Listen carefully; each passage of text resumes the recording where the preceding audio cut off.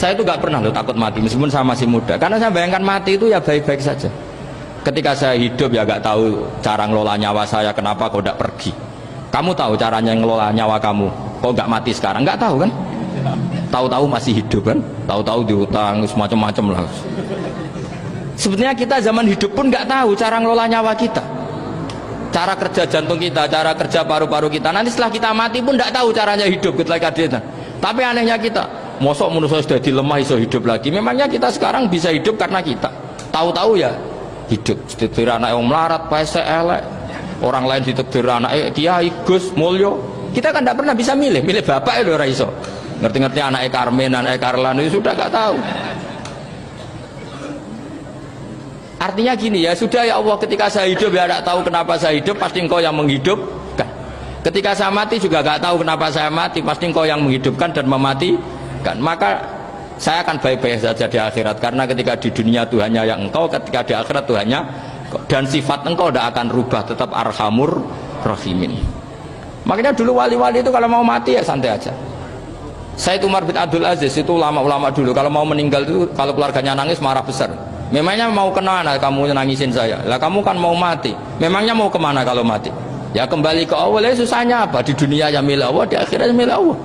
Inna sholati wa nusuki wa mahyaya wa mamati lillahi rabbil. Yang aneh sampai harus melarat orang wani mati, aneh tenan.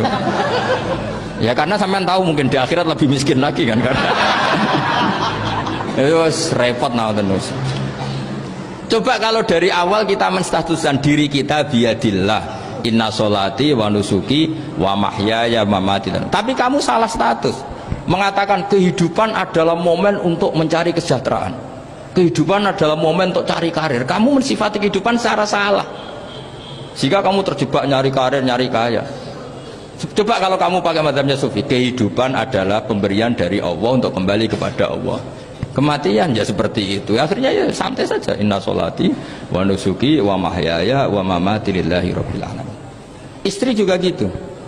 Saya itu tidak sombong. Saya itu mulai nikah sampai sekarang itu hampir gak pernah tukaran sama istri. Sama istri saya itu sering bilang gini, Gus, kali-kali kalau saya ngamuk itu diwales, dilawan, supaya saya punya musuh katanya. Betul ya?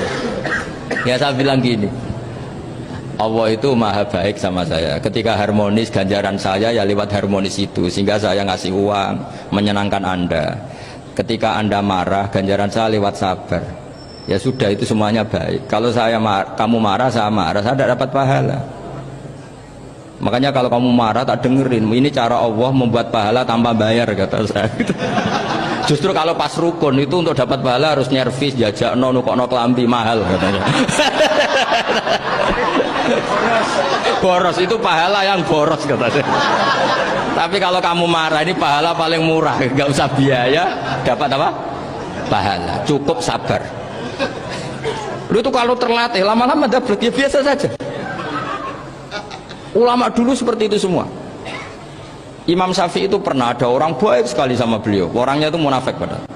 Tapi kalau setelah keluar dari Imam Syafi'i, dia memaki-maki Imam Syafi'i. Suatu saat beliau dikasih tahu, orang yang tadi muji-muji jenengan itu di luar maki-maki jenengan. Imam Syafi'i itu guyu sebenarnya bukan alhamdulillah. Muridnya kan janggal. Ini dikasih tahu gitu, alhamdulillah. Kenapa ya Imam Syafi'i? Dia kan di luar maki-maki jenengan. Berarti aku wong wibawa, ning ngarepku rawani. Ya jadi dianggap enteng saja melihat. Berarti aku wong wibawa, ning ngarepku ora wani. Ya sudah, terus ketika ditanya, tapi itu kan bahaya bagi Anda karena memfitnah Anda gini-gini. Kata beliau, zaka Allah. Yang ngeritiknya bahaya itu hanya Allah Ta'ala. Yang lainnya enggak bahaya. Karena ini makhluk dhaif, enggak penting. Loh kamu, karena ini makhluk dhaif, enggak penting. Loh kamu sampai tersisa dikritik orang karena kamu nganggap makhluk itu penting. Ini gobloknya sampean. Goblok segoblok-gobloknya itu. Coba kalau kamu mensatukan makhluk tetap makhluk, kritiknya enggak penting. Selesai kan? Selesai enggak? Ini problem Anda ada wali itu, kalau dikritik ya susah. Makanya ada wali itu problem menurut saya. Makanya saya enggak ingin enggak jadi wali itu kan.